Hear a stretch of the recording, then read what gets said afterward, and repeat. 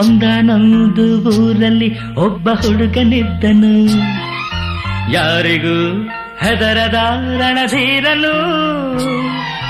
ರಾವಣನಂಥವನೊಬ್ಬ ಅವನ ಸಾಕುತ್ತಿದ್ದನು, ಕಾರಣ ಹುಡುಗನು ಅನಾಥನು.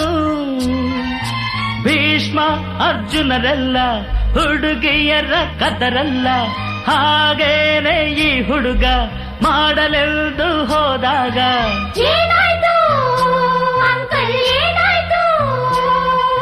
ಪ್ರೀತಿಯ ಕಡಲಲ್ಲಿ ಬಿದ್ದನೋ.